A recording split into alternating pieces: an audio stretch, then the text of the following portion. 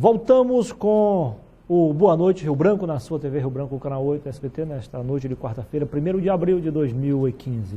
E agora com o apoio do Supermercado Araújo e também do Nando Cabeleireiros, da Double Auto Peças e Double Auto Center, eu tenho o prazer de conversar com o prefeito de Senador Guiomar, ou do Quinari, como queiram, Manuel Gomes. Manuel Gomes, não. Volta. Volta aí. Manuel Gomes já morreu. É o pai.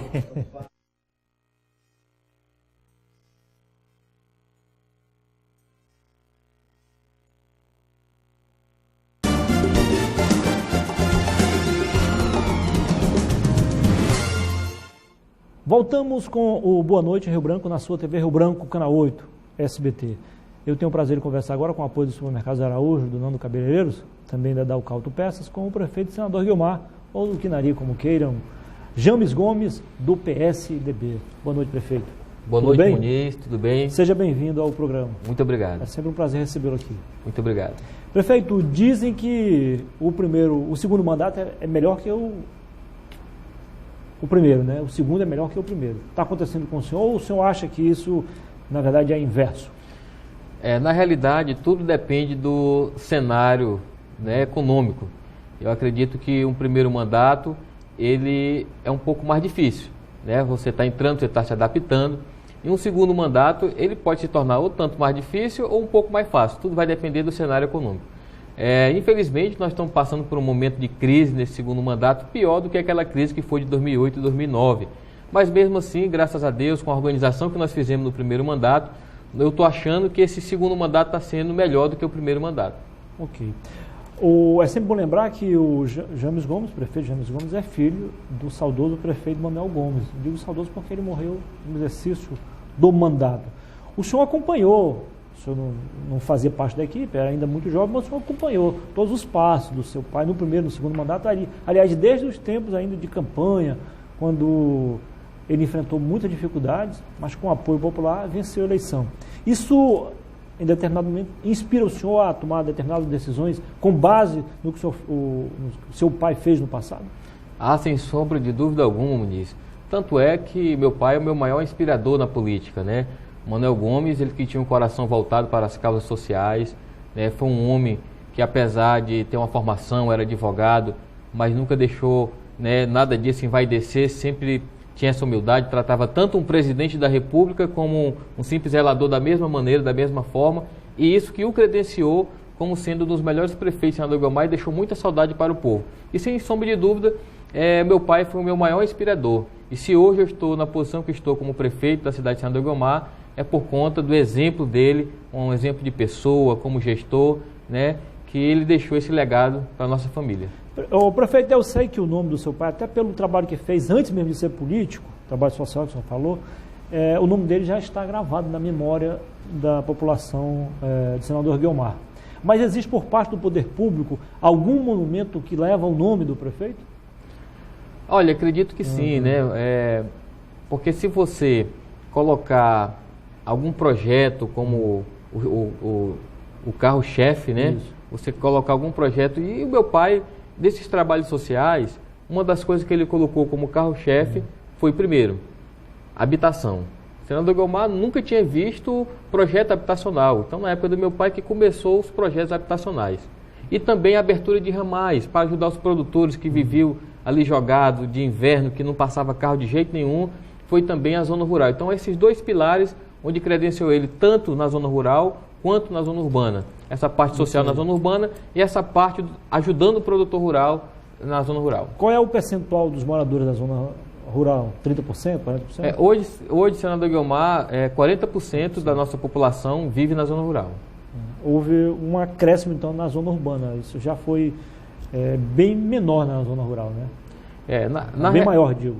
Na realidade, vem se mantendo, né? Em torno de 35%, 45%.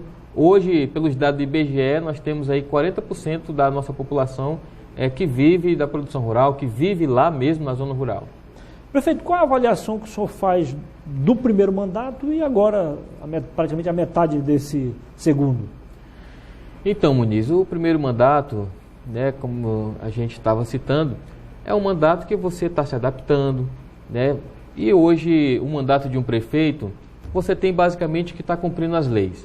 Então, nós temos a lei do Fundeb, a lei da educação, da saúde, e a gente vê os repasses, a gente tem basicamente que está direcionando os repasses para que a gente possa manter o pagamento da folha de pagamento em dias e procurar alguns projetos que visam melhorar a qualidade de vida da nossa população. E no primeiro mandato, a gente fazendo todo esse apanhado, esse estudo, juntamente com a nossa Secretaria de Planejamento, a gente identificou algumas situações e a gente vem de lá para cá se organizando. Então, nesse primeiro mandato, a gente conseguiu organizar muita coisa e uma das bases do prefeito hoje que ele precisa ter para poder se consolidar e fazer um bom trabalho é poder se articular com os deputados federais, com os senadores, para tentar ganhar do governo federal recursos para poder fazer obras de grande envergaduras, né? Porque com recurso próprio mesmo, pouquíssimas obras o prefeito tem condições de fazer. Se ele economizar muito, ele consegue fazer ainda alguma coisa. Senão, ele mal consegue fazer folha de pagamento. Muito complicada a situação das prefeituras, sobretudo do norte e nordeste, para o nosso caso aqui. Nós estamos no norte. O prefeito, o senhor começou o segundo mandato numa situação muito complicada. Perdeu apoio na Câmara, o vereador Pedro Mendes, que à época era o presidente da Câmara, rompeu com a administração, foi para a oposição. Alguns meses depois o senhor foi afastado, acusado de praticar crime eleitoral. Voltou alguns dias depois ao mandato, enfim. Como é que foi tudo isso? Como é que o senhor absorveu? Como é que foi a sua volta? O senhor acha que perdeu o apoio popular nesse período ou acabou ganhando? Primeiro, com relação à Câmara Municipal, faz parte da democracia, né, o poder legislativo é outro poder que não é o poder executivo e a gente respeita, né, a democracia. Mas, graças a Deus, a gente sempre mantém um bom relacionamento, né, com a Câmara Municipal. Os projetos que a gente tem encaminhado à Câmara na sua maioria, tem sido aprovado pelo Legislativo e a parte legislativa estão fazendo muito bem, estão cumprindo com o seu dever, né? E com relação a essa turbulência que foi no meu segundo mandato, em 2013, tudo começou por não aceitar a derrota da minha reeleição. A Frente Popular do Quinari, o PT, um grupo de pessoas radicais, juntamente com alguma situação vinda da parte também estadual, acredito assim, fizeram toda uma articulação, uma manobra onde eles iam buscar pessoas na rua oferecendo até dinheiro para me denunciar com denúncias vazias no Ministério Público de que eu teria fraudado as eleições, teria comprado voto nas eleições. Entre as acusações, tem uma que o senhor teria prometido cavar um poço, né? Foram as 5 denúncias, né? Mas essas denúncias, Muniz, foram tão vazias de um jeito, né, que até hoje ninguém entende por que o juiz local ele sentenciou, né, ele deu aquela cassação, aquele afastamento. Porque o próprio Ministério Público, na época, já teria retirado essas denúncias, vendo que não tinha nenhum embasamento. E quando subiu aqui para o Tribunal Regional Eleitoral, o próprio Ministério Público Federal também deu um parecer totalmente favorável à minha pessoa, onde não via nenhum embasamento para poder ter tido aquele afastamento. Aquele motivo ali, se o juiz, o Ministério Público for levar ao pé da letra em todos os municípios, vai ficar pouca gente no comando. Porque na tem realidade, sempre alguém denunciando alguém. Porque na realidade, qual que é o papel do MP, do Ministério Público? É fiscalizar, é cobrar e fazer com que a lei seja cumprida. Fiscal da lei. Então, se o próprio fiscal da lei, que era para me acusar, se ele retirou a denúncia, por que o juiz local, na época, ele me cassou? Então, foi uma cassação totalmente injusta e que eu dou graças a Deus que o Tribunal Regional Eleitoral, na sua maioria no pleno, eu fui absolvido com a maioria maciça. Então, nós voltamos ao cargo, né? Passamos aí 60 dias afastados. Você acha que voltou mais forte? Infelizmente, aquele período onde nós ficamos afastados, entrou, né, o derrotado nas eleições, o André Maia, na época, e fez muitas situações complicadas. Hoje ele está respondendo no Ministério Público lá, são mais de 6 denúncias contra ele de atos de improbidade administrativa e que atrasou o município, porque naquela época, Muniz, muitas obras estavam em andamento. A primeira atitude dele foi paralisar todas as obras e que atrasou várias dessas obras. E, infelizmente, prejudicou um pouco o município essa cassação. Mas quando nós voltamos, nós retornamos às obras imediatamente e nós conseguimos contornar toda aquela situação que estava complicada no município. No período em que o senhor estava afastado, o senhor sempre manteve acesa a esperança real de voltar ao comando ou em algum momento o senhor disse, acabou, perdi o mandato. Muniz, eu acredito que toda pessoa na vida, ela passa por algum momento de injustiça na sua vida. Uma acusação injusta, alguém aponta um dedo injustamente para você, e você tendo a convicção de que você está com a certeza, você nunca perde a esperança. Então foi o que aconteceu comigo.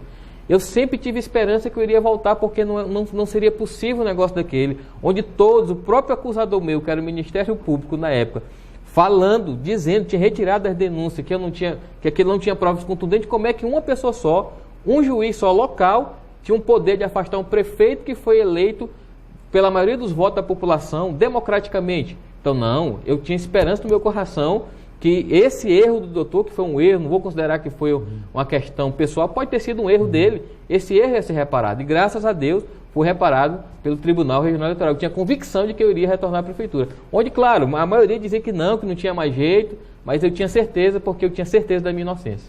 O seu advogado também sempre foi muito otimista, disse, olha, a hora que o mérito for julgado, eu tenho certeza que o tribunal vai reformar essa decisão, que segundo ele não tinha embasamento. Sem dúvida, o doutor Gilson Pescador, que é um dos melhores advogados eleitorais do Acre. Com certeza. Nós vamos fazer um intervalo comercial e na sequência a gente volta a conversar com o prefeito de São André do Rio Mar, James Gomes, do PSDB. Não precisa mudar de canal. Até já.